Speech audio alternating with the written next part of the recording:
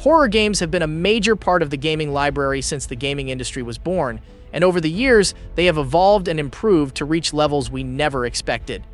Every year, we saw developers raising the bar and creating even new categories of horror games to satisfy all the tastes of gamers. I was hoping to make a list of some new interesting horror games that you should keep an eye out for in 2024, but the perfect list is still out of reach, and I'm still trying to find the most insane games possible to make a good video about. However, in the meantime, I decided to go years back to the past and dive into a special time of gaming that millions of people consider the ultimate generation for competition in the industry. Oh, this is not happening. Anyone here? This is not happening. The generation in question had the most competitive console battle in history between the Xbox 360 and the PlayStation 3, when both Microsoft and Sony were delivering banger after banger, and gamers were the biggest winners. Even the console sales at that time were so close to each other because people really had a hard time choosing which one to buy due to the incredible quality of both machines. And since on this channel we love to talk about horror gaming, I thought that it would be an amazing idea to make a video that highlights this battle, but in the horror gaming field. I'm going to showcase several horror games that are exclusive to PlayStation 3, along with horror games that are exclusive to Xbox 360, so we can see which one won the horror battle during their generations. And by the way, this includes third-party games, but the point is that the games on each side were not available on the other console and contribute to enriching the library of one side over the other. So without further ado, let's start. What the hell just happened? Oh, my ears are ringing. Shit! Whatever it was, it blew out gravity tether 16. Caldwell, Sterling, Egan, get over there and stabilize it before we have a miniature black hole in our hands. Me, Banks, and Bear will get the marker inside. Most modern gamers know about Dead Space, Dead Space 2, and Dead Space 3, but for some reason there's an incredible installment in the series that some players are not aware of, which is the one and only Dead Space Extraction. This game came out in September 2009 exclusively for PS3 and Wii, and it basically made us fall in love with the franchise even more. However, Extraction is different than other Dead Space games because it's simply an on-the-rails shooter, which means you do not control the protagonist's movement. The story is set before the events of the first Dead Space, specifically in the year 2508. The events begin when a crew of miners in a mining colony discovers a strange artifact called the Red Marker before they decide to extract it. Along the way, they started experiencing hallucinations, and one of the members, Sam, started killing many people around him because he thought they were attacking him. Eventually, a horrifying plague was unleashed, transforming the colonists into grotesque necromorphs. From this point on, the team begins a battle for survival to escape the colony, but the mission is way more complicated than they thought. It's really an insane experience that will make you feel like you're in a horror movie where the characters seem alive and you need to work together to escape this hell in one piece. So this was definitely a game that PS3 gamers were lucky to have as an addition to the original Dead Space. This is the only way through. Be ready for anything, Kirklands.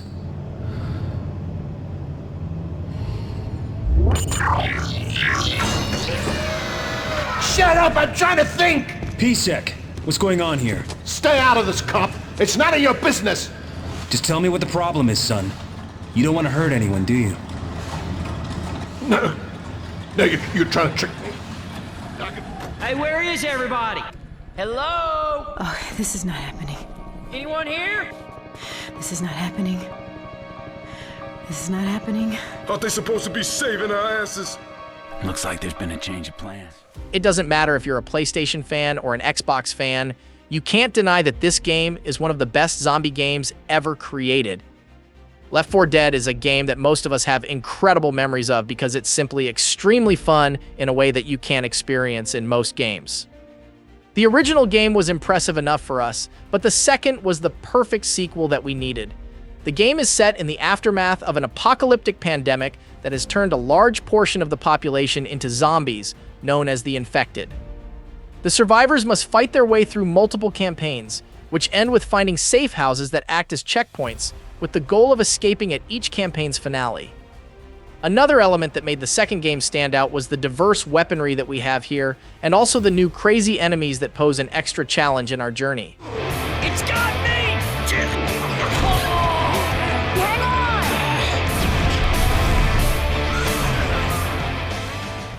It's really strange that this iconic franchise is not available on the PlayStation 3, but the fact that Xbox owners had the chance to get their hands on it gave a huge advantage to the console at that time.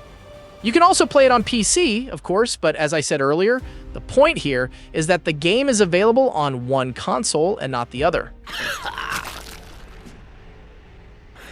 Holy.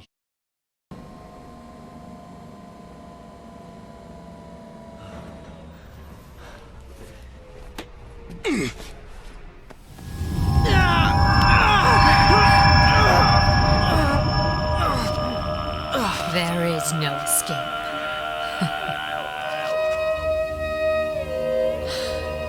You have no place to run. This is a big one on the list because it was designed by a special person in the gaming industry, and also because it was made to be on the same level with franchises like Resident Evil and Silent Hill.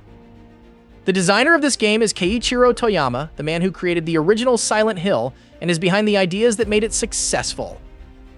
The Siren series is PlayStation exclusive and published by Sony itself, which means that Xbox owners never had the chance to try it on their console. And trust me, boys, this is really a big loss.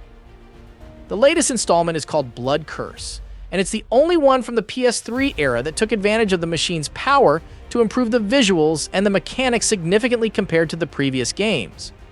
This led to more sophisticated action that combines firearms with unique melee combat that gives you the ability to improvise all the time. However, the story here is very similar to the original game, but with new vibes, characters, and additional plot twists.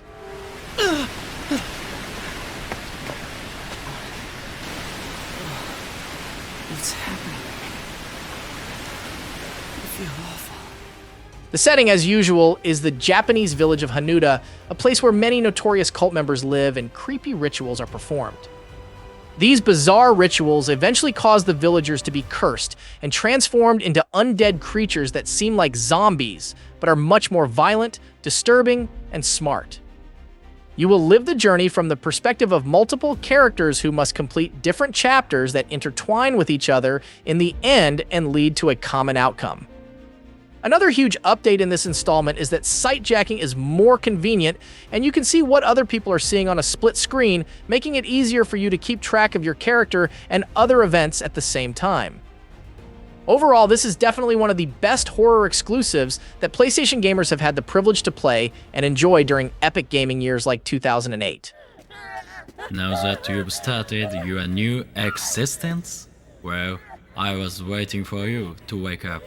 I've been doing a little experimenting.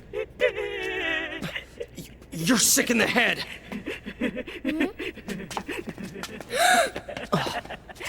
You're more than welcome to stay as long as you like, but I have work to do.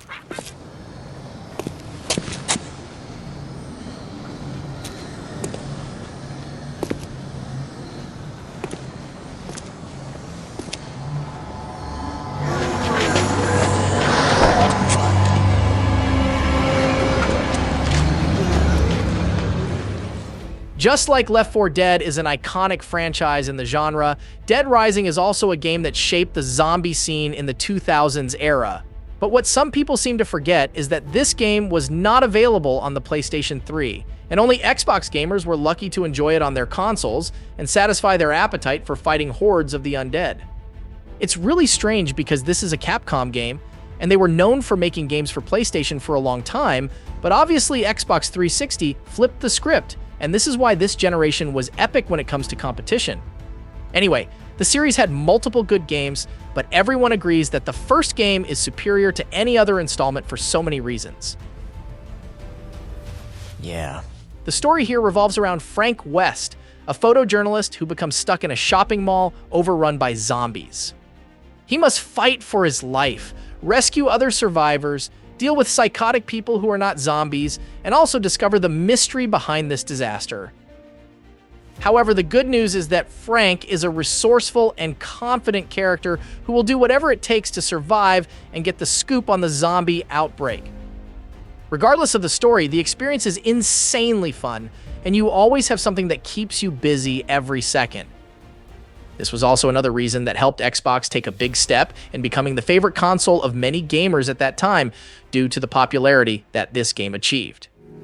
I tried to talk him into coming, but it was no good. He doesn't trust anyone. He shot you? He didn't mean to. He was upset.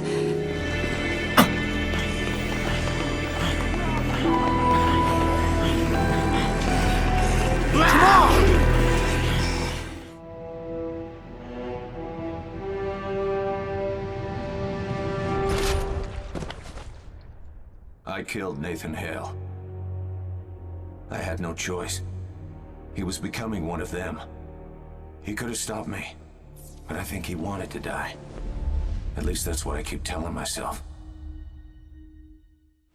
Most people today recognize Insomniac Studios because they make amazing Spider-Man games. But PlayStation gamers know that Insomniac is known for another game that seriously should come back in this generation. This game is Resistance, and it was one of the PlayStation exclusives that came out during the PS3 era and even became an incredible series that people wanted more of.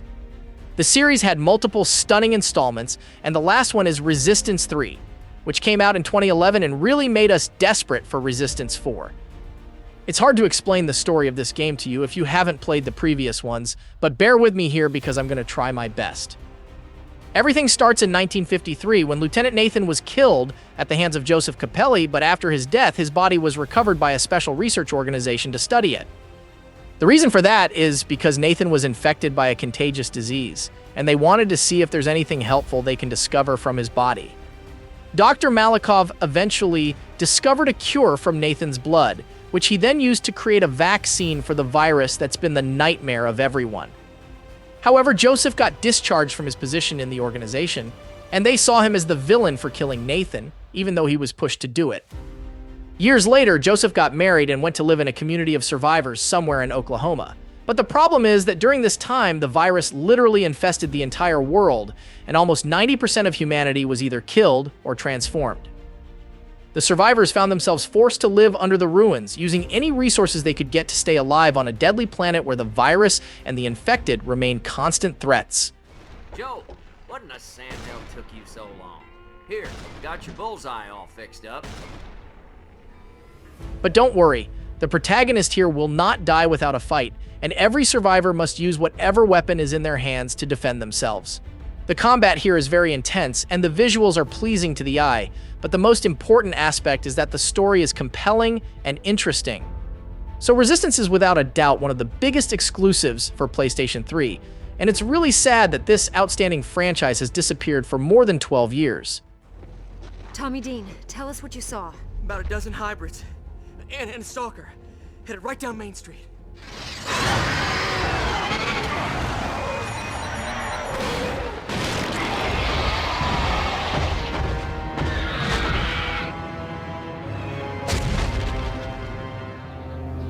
I was just an infant when the old world was destroyed in the flames of nuclear fire.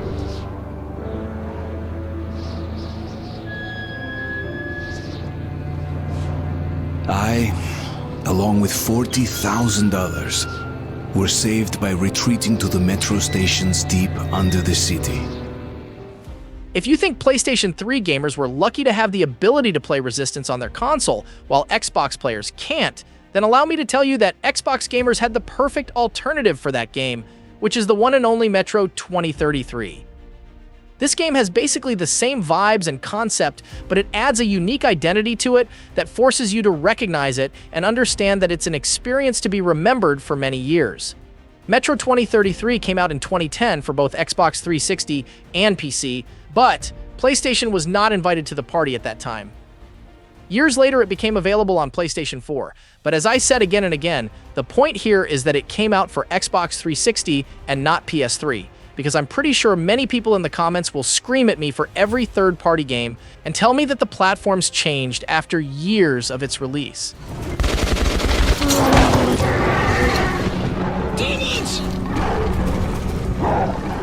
Anyway, the story here is set in 2033, 2 decades after a nuclear war devastated the surface. You take on the role of Artyom, a young man born just before the catastrophe, and he has grown up entirely underground in the Moscow metro system. The metro is a network of tunnels and stations that became humanity's refuge, but the problem is that they're not always safe. People here face the threat of being attacked by mysterious telepathic creatures known as the Dark Ones, which are monstrous entities that are also very smart. However, along the way, you also encounter human enemies, infected monsters, and the ever-present dangers of radiation, which really makes your mission even more complicated but epic at the same time. The story explores themes of survival, morality, and the fragile hope that clings to humanity in a desperate situation. So, it doesn't matter which console you love. You can't deny that this is an extraordinary game that made the Xbox 360 look more special because its owners had the chance to play it first before it landed on the PS4 several years later. Hey,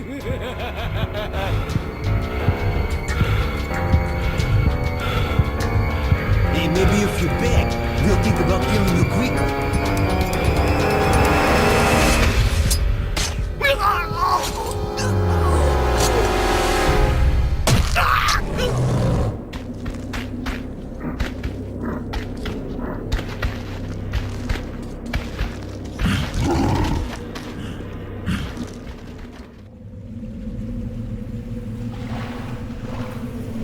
Brave soul who fears not death. I shall guide you.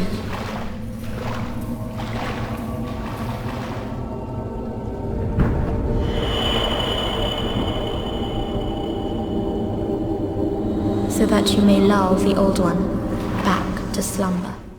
I know that some of you might fight me about this one in the comments and say that it's not a horror game, but I believe anyone who played this knows that the horror was always part of the game, and some people even consider it one of the creepiest experiences in the Souls series, especially this original version of 2009. Demon's Souls unfolds within a fictitious realm of dark fantasy, primarily situated in the medieval southern kingdom of Boletaria. This kingdom finds itself engulfed by an enigmatic fog, steadily expanding to shroud the entire world. During this time, the Old One has awakened, which is a colossal, immortal flying demon seeking to absorb humanity's souls. You play as a hero summoned to Boletaria with the mission of vanquishing its fallen monarch, King Allant, and putting an end to the Old One's turmoil.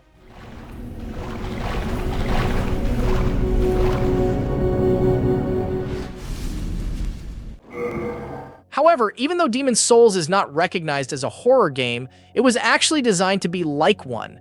The entire kingdom of Boletaria is shrouded in perpetual fog and darkness. The architecture is decaying and twisted, with crumbling castles and desolate wastelands. This constant sense of gloom creates a weird feeling of isolation and vulnerability that you can only understand if you play the game yourself. On top of that, the demons you face are twisted and seem deeply sophisticated because they often retain some semblance of humanity, which makes them even more disturbing. But the scariest part is your existence in this place. You explore Boletaria alone, and most of the people you meet are bizarre and represent the crazy state of the location. Never stand up to a bona fide knight. Now you go on ahead. I must be getting older. I need some rest.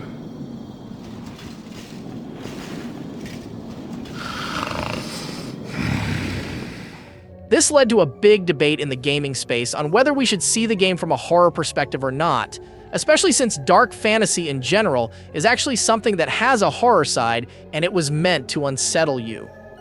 Anyway, it's not really a big deal what genre is suitable for it. This game was definitely one of the top-tier PS3 exclusives that paved the way for the Souls series to thrive and shine for multiple generations.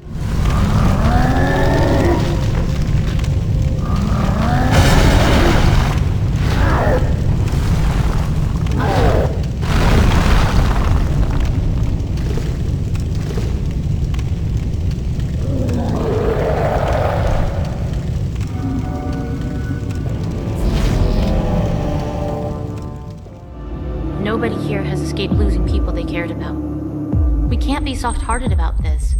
What are you waiting for? Come and get it!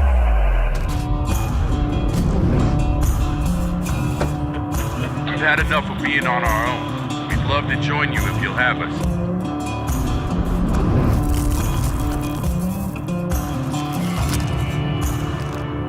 Holding hands and singing Kumbaya isn't gonna keep us alive. Folks around here ought to remember that.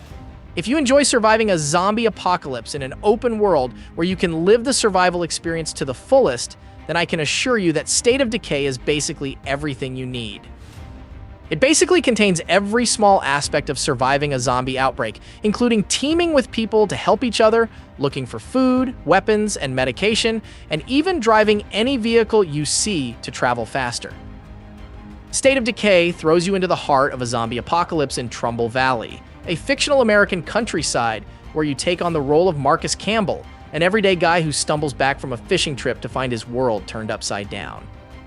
Marcus, alongside his friend Ed, finds himself fighting for survival against the infected, but eventually they team up with Maya, a resourceful soldier who makes the team even more effective. As you keep going, the team will become bigger as you find more survivors, and every one of them is good at something. This is the best part of this game that makes it unique. It's all about building a community and surviving together as if it's a real-life situation. The story progresses with a branching narrative. You'll face moral dilemmas and tough choices that impact your relationships within the community and the overall outcome. You need to prioritize the safety of your group or take risks to help others. Every decision carries weight. If we're being honest, this could easily be one of the best single-player zombie apocalypse games of all time because it simply feels like a journey of solidarity, teamwork, and the true instinct of survival in the human mind. State of Decay is an amazing Xbox exclusive that lucky PC gamers had the chance to get their hands on and enjoy, as well as its incredible sequel. State of Decay 3 was announced 4 years ago, and I was really excited about it, but it feels like it went into development hell, and Microsoft is still having a hard time focusing on it. Anyway, we still have some amazing DLCs that we can play in the meantime, and each of them keeps making the experience even better.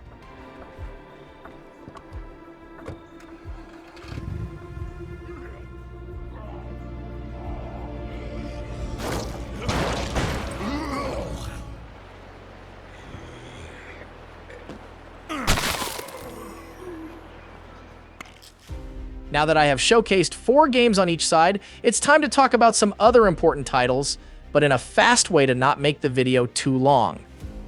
On the PS3 side, we have The Last of Us, and this is a big game that most of you are familiar with and doesn't need an introduction. It basically came out in the last few months of the console's lifespan before the PS4 took over and continued the journey. The game takes place in a brutal, post-apocalyptic America ravaged by a mutated fungus that transforms people into monstrous, cannibalistic creatures. If you paid attention to what I said about Resistance, then you can pretty much understand this game's general theme. It's all about surviving a dismal world where hope is fading away day after day. But here there's more emphasis on complex connections between the characters as well as their past trauma. Even though this was not one of my favorite PS games, it was the fastest title to get a remake with modern visuals and style due to its commercial success. Sadly, the same thing didn't happen with the Resistance franchise, and it feels like Sony sacrificed that incredible series to prioritize more profitable projects, which makes me worry that we will never see Resistance again anytime soon. It's all about the money these days. But if you are an Xbox 360 gamer, then you also have another fantastic game to play called Alan Wake.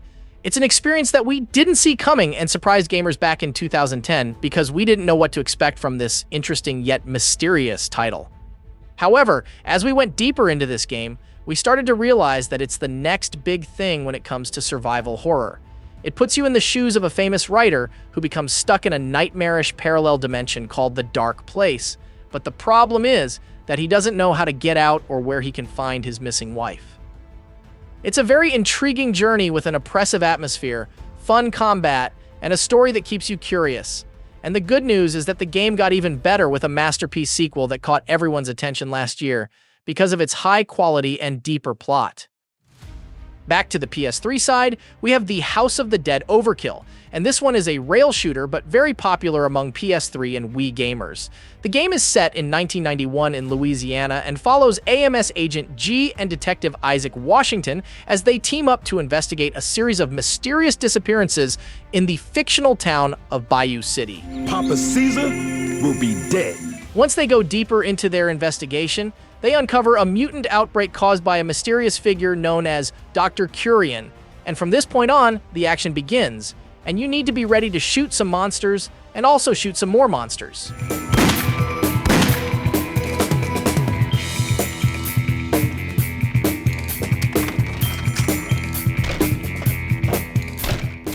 But on the Xbox 360 side, we have a big one, and I don't think many modern gamers know that it was only available on the Xbox 360 console and PC. This game is the one and only Condemned: Criminal Origins, and this is basically a type of experience that you wouldn't want to miss back in 2005. This is a game about psychological horror, atmosphere, and great action, but the story remains the core. You take on the role of an FBI agent called Ethan Thomas, investigating multiple murders in a dangerous city called Metro. However, as he investigates and puts the pieces together, he starts to believe that these killings are connected and that there might be a serial killer behind the scenes. But things don't stop there, because after a while, Thomas loses his gun and finds himself accused of murdering 2 police officers due to the fact that they were killed with his gun. This twist in events pushed Thomas to search for a way to clear his name while trying to stay under the radar of the police. So the FBI agent basically became the suspected criminal that he was supposed to catch in the first place. His crazy situation leads him to the darkest sides of Metro City, where he must fight against disturbing enemies called vagrants, aside from gang members and other people who simply want him dead. The combat here is absolutely fascinating, with diverse weapons to use in every situation as things get harder. You will also experience hallucinations and visions that hint at certain events that will either happen or have already happened. Long story short, this is an insane game from start to finish, and I think Xbox 360 and PC gamers were really lucky to have it on their platforms back in the day.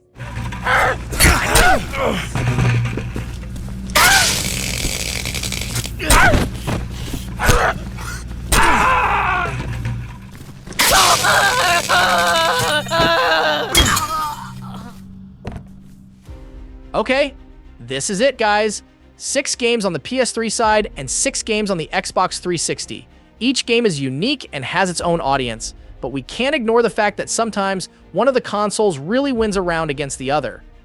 Xbox managed to fight hard against Sony's beloved exclusives with a pack of insanely outstanding third-party games that only Xbox owners had the chance to play. This is what made this generation special. The competition forced developers to push the quality higher and higher in order to stand out in something. Tell me in the comments if you own any of these consoles, and also let me know your opinion on who you think won the horror battle. Do you believe PS3 had the most interesting horror games that satisfied your love for the genre, or do you think the Xbox 360 was the console that dominated this field and was the perfect choice for you? Anyway, give me a like if you enjoyed the video, subscribe if you're new here, and I hope to see you soon. I commend you for making it this far.